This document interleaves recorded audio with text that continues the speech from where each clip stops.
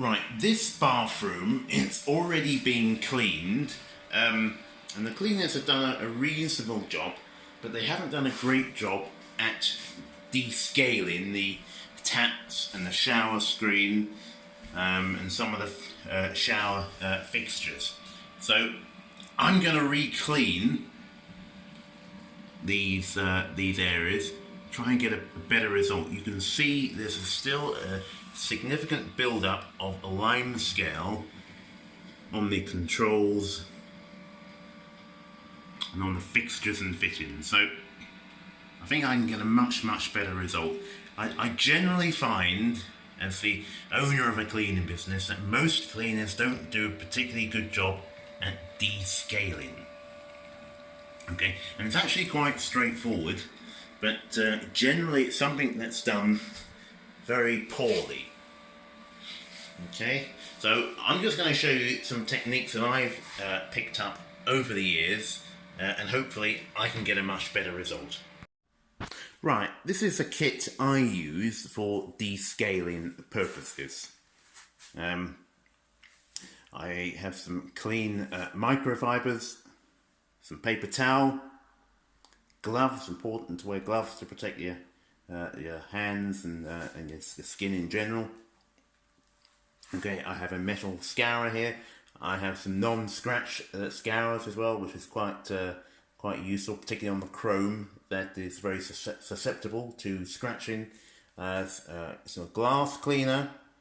I have a bottle of Barkeeper's Friend as well, which is a cleaning powder. It's very good at removing stains and other marks on various surfaces. So it's a very good and effective product. It is available as a cream cleaner as well, or you can use a general cream cleaner, but the powdered form of this particular product is actually very good and very effective. Then you have a product you may have seen in the supermarket called Viacal. It's used.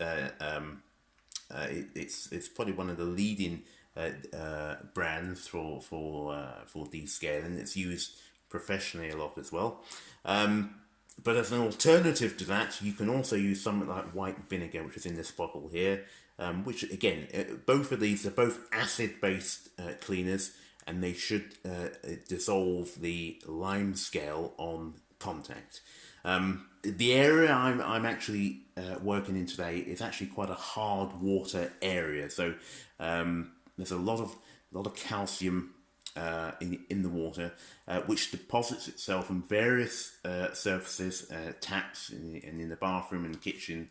Various water surfaces where you'll get water coming through, and it's a big problem in areas like this where you've got hard water. I mean, if you live in a soft water area or a country where the water is very soft, there's not a lot of calcium or mineral deposits in the water, and then you might not know what I'm talking about. But certainly in the region I'm in at the moment, in the south of England, it's a big problem here. You'll get limescale build up, not only in the taps or bathroom fixtures and fittings, but anything that uses the water. So you'll get water perhaps in limescale build up in kettles, in washing machines. So, and it can eventually lead to loss of performance and breakdown. So it's quite important to actually descale periodically. For some applications. So, but that's what I use. That's my kit. Oh yes, I forgot to mention that a scraper with a sharp window blade is very useful when scraping the glass of a shower screen or perhaps the tiles. So I think that's an essential part of your kit if you're doing a descaling exercise in a bathroom. Right, what a lot of people do when they approach a descaling task like this is that they immediately reach for their acid descaler. Whereas I have a slightly different approach, particularly where you have very heavy deposits of limescale. A lot of this limescale can be removed through mechanical action. So you might need to rub it down or scrape it off. You have to be careful with the chrome to not to scratch it, because it's very susceptible to scratching. but a lot of the limescale can actually simply be removed, using a sharp blade or a scourer, particularly on the glass. The glass is generally resistant to scratching, so you can use a sharp blade or a clean scourer to actually to remove a lot of the limescale. I mean, I wouldn't do that dry. I'd certainly use a bit of use it wet, just to minimise it, because there is a chance of scratching, particularly if it's contaminated with, or your blade or your scourer is contaminated with particles or sand. It's really the sand and the quartz particles that might scratch the surface of the glass. Generally, metal on glass doesn't scratch in general, because the metal is a lot softer than the glass, so it won't. A softer material generally won't scratch a harder one. So it's the sand and other contaminants that might cause scratching. Right, the other problem with using acid cleaners on chrome is that if you leave them on too long, they can damage and tarnish the chrome.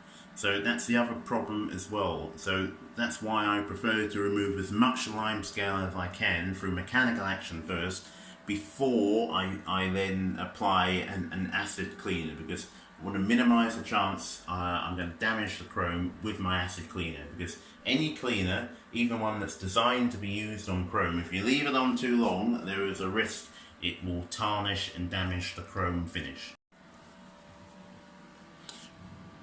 Right, so what I'm going to use, I'm actually going to use a metal scourer to actually remove some of the limescale from some of these back areas, and this large bolt here. Now, some people will say you should never use metal actually on chrome because it will cause scratching, and that's absolutely true. You will scratch, or you can easily scratch chrome.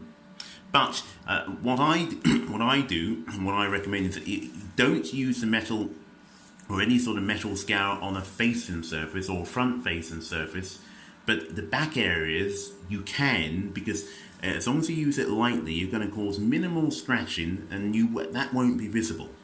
So along the back, you can very, very lightly remove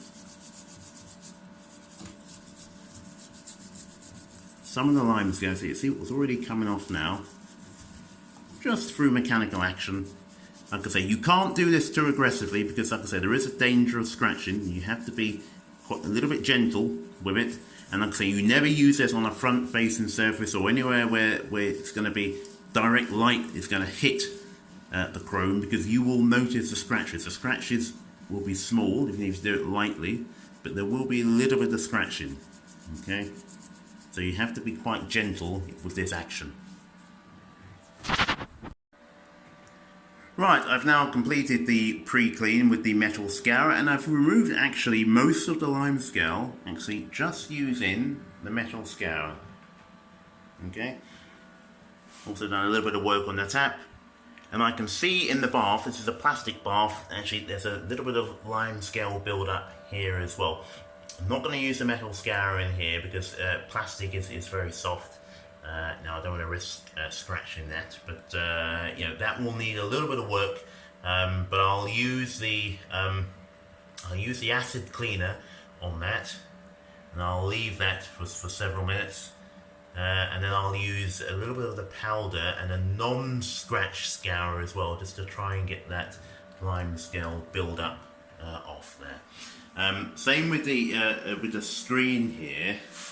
That needs a bit of work, and I can see somebody's already had a reasonable attempt at cleaning this, but they've missed areas. Okay, so I'm going to use a sharp blade to actually scrape off areas that have been missed, and then I'll spray on an acid cleaner just to finish that off, and I'll buff that up with some glass cleaner as a final stage.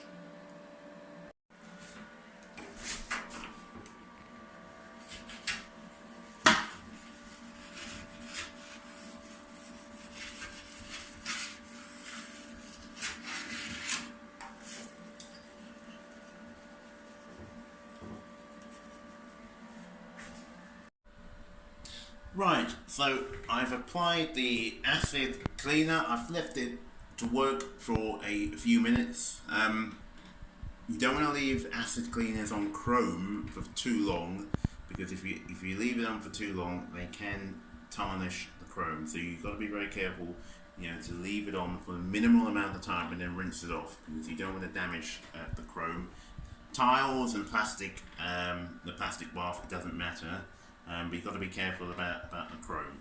So the acid cleaner, I've worked into all of the surfaces, tried to dissolve as much of the limescale deposits as I can, and I think it's been pretty effective doing that. Particularly in the bath, you can't really appreciate that, but when I rub my hand inside the bath, I could feel some limescale deposits there, and especially around the plug hole as well. There were some significant deposits of limescale there.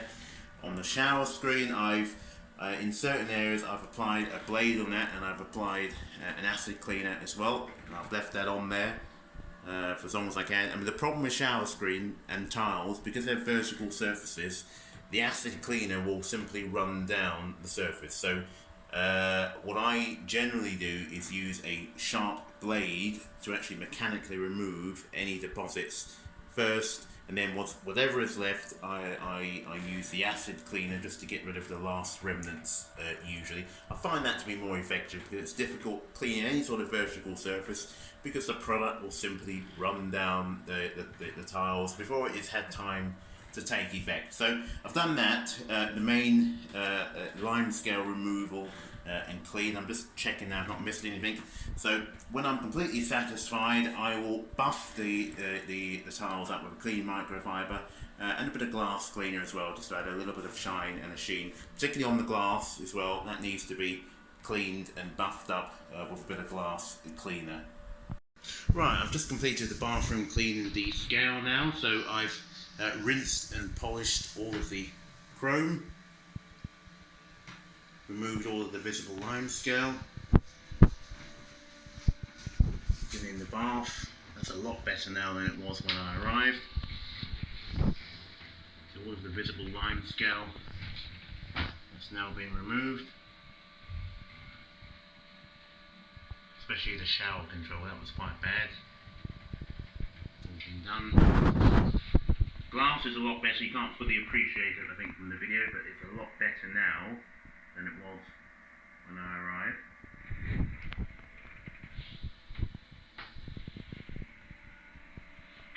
Yeah, so generally I'm quite happy with that. So that completes the clean and descale